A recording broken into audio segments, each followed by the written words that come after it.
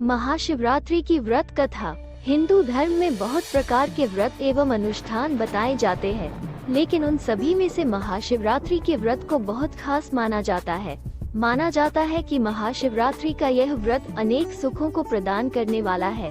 इस व्रत के साथ ही महाशिवरात्रि व्रत कथा को भी महत्वपूर्ण माना जाता है। महाशिवरात्रि व्रत कथा। महाशिवरात्रि की कहानी इस प्रकार से है। एक समय की बात है, माता पार्वती ने भगवान भोलेनाथ से पूछा, ऐसा कौन सा श्रेष्ठ तथा सरल व्रत पूजन है जिससे मृत्यु लोक के प्राणी आपकी कृपा सहज ही प्राप्त कर सकते हैं। इसके जवाब में भगवान शिव ने पार्वती को महाशिवरात्रि के व्रत का विधान बताकर यह कथा सुनाई। एक गांव में चित्रभानु नामक शिकारी रहता था। वो पशुओं की हत्या करके अपने कुटुंब को पालता था। वो एक साहूकार का ऋणी था, लेकिन उसका ऋण समय पर न चुका सका। क्रोधवश साहूकार ने शिकारी को शिवमठ में बंदी बना लिया। संयोग से उस दिन शिवरात्रि थी। शिवमठ में वो शिकारी ध्यान पूर्वक शिव से जुड़ी सभी धार्मिक बातें सुनता रहा। चतुर्दशी के दिन उसने शिवरात्रि की कथा का भी श्रवण किया।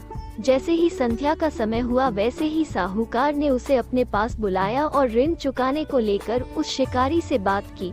शिकारी अगले दिन सारा ऋण साहूकार को वापस लौटाने का वचन देकर बंधन से छूट गया।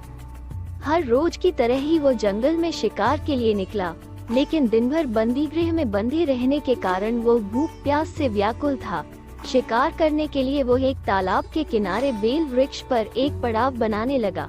उस बेल वृक्ष के नीचे एक शिवलिंग था जो बिल्व पत्रों से ढका हुआ था। बेल पत्रों से ढका हुआ होने के कारण शिकारी को उस शिवलिंग का पता नहीं चला। पड़ाव बनाते समय उसने जो टहनियाँ तोड़ी, वे संयोग से शिवलिंग पर गिरी। इस प्रकार दिन भर भूखे प्यासे शिकारी का व्रत भी हो गया और शिवलिंग पर बेल पत्र भी चढ़ गए। एक पहर रात्रि बीत जाने पर एक गर्भिणी मृगी तालाब पर पानी पीने पहुंची। शिकारी ने धनुष पर तीर चढ़ाकर ज्यों ही प्रत्यंचा खींची। मृगी बोली, मैं गर्भिणी हूँ, शीघ्र ही प्रसव करूंगी। तुम एक साथ दो जीवों की हत्या करोगे, जो ठीक नहीं है। मैं अपने बच्चे को जन्म देकर शीघ्र ही तुम्हारे सामने प्रस्तुत हो जाऊंगी, तब तुम मुझे मार लेना। शिकारी ने प्रत्यंचा ढीली कर दी और मृगी झाड़ियों में छिप गई। कुछ ही देर बाद एक और मृगी उधर से निकली। शिकारी की प्रसन्नता का ठिकाना न रहा। समीप आने पर उसने धनुष पर बाण चढ़ाया। कुछ बेलपत्र नीचे शिवलिंग पर जा गिरे और अनायास ही शिकारी की दूसरे प्रहर की पूजा भी संपन्न हो गई।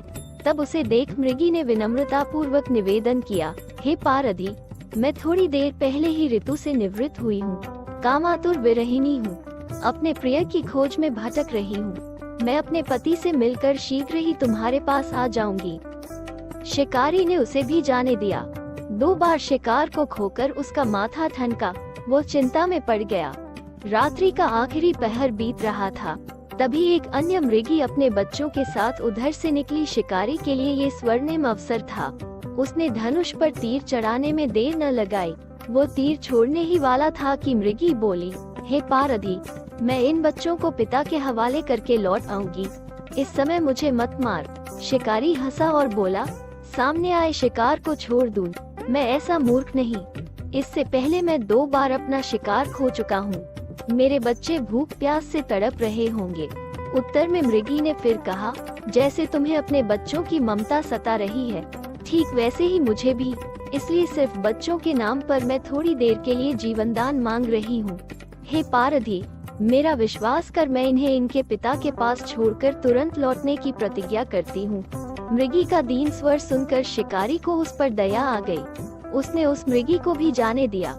शिकार के अभाव में बेल वृक्ष पर बैठा शिकारी बेलपत्र तोड़ तोड़कर नीचे फेंकता जा रहा था। तभी वहां अचानक से एक हष्ट-पुष्ट मृग उसी रास्ते पर आया। शिकारी ने सोच लिया कि इसका शिकार वह अवश्य ही करेगा। शिकारी की तनी प्रत्यंचा देखकर मृग विनीत स्वर में बोला, हे पारधी भाई, यदि तुमने मुझसे पूर्व आने वाली 3 मृगियों तथा छोटे छोटे बच्चों को मार डाला है, तो मुझे भी मारने में विलम्ब न करो, ताकि उनके वियोग में मुझे एक क्षण भी दुहक न सहना पड़े। मैं उन मृगियों का पति हूँ। यदि तुमने उन्हें जीवनदान दिया है, तो मुझे भी कुछ क्षण जीवनदान देने की कृपा करो। मैं उनसे मिलकर तुम्हारे सामने उपस्थित हो जाऊंगा। मृग की बात सुनते ही शिकारी के सामने पूरी रात का घटना चक्र घूम गया। उसने सारी कथा मृग को सुना दी। तब मृग ने कहा, मेरी तीनों पत्नियां जिस प्रकार प्रतिज्ञाबद्ध होकर गई हैं, मेरी मृत्यु से अपने धर्म का पालन नहीं कर पाएंगी। अतः जैसे तुमने उन्हें विश्वास पात्र मानकर छोड़ा है, वैसे ही मुझे भी जाने दो। मैं उन सब के साथ तुम्हारे सामने शीघ्र ही उपस्थित होता हूँ। उपवास, रात्रि जागरण तथा शिवलिंग पर बेलपत्र चढ़ाने से शिकारी का हिंसक मन कोमल हो गया था। उसमें भगवत शक्ति का वास हो गया था। धनुष तथा बाण उसके हाथ से सहज ही छूट गए। भगवान शिव की अनुकंपा से उसका हिंसक मन करुणा के भाव से भर गया। वो अपने अतीत के कर्मों को याद करके पश्चाताप की ज्वाला में जलने लगा। थोड़ी ही देर बाद मृग सपरिवार शिकारी के समक्ष उपस्थित हो गया ताकि वो उनका शिकार कर सके, किंतु जंगली पशुओं की ऐसी सत्यता, सात्विकता एवं सामूहिक प्रेम भावना को देखकर शिकारी बहुत शर्मिंदा हो गया। उसके नेत्रों से आंसू बहने लगे। उस मृग परिवार को न मारकर शिकारी ने अपने कठोर हृदय को जीव हिंसा से हटाकर हमेशा के लिए कोमल एवं दयालु बना लिया। देवलोक के सभी देवतागण इस पूरी घटना को देख रहे थे। घटना की परिणति होते ही देवी देवताओं ने पुष्प वर्षा की। तब शिकारी तथा मृग परिवार मोक्ष को प्राप्त हुए। इस प्रकार महाशिवरात्रि 2023 की कथा संपन्न हुई।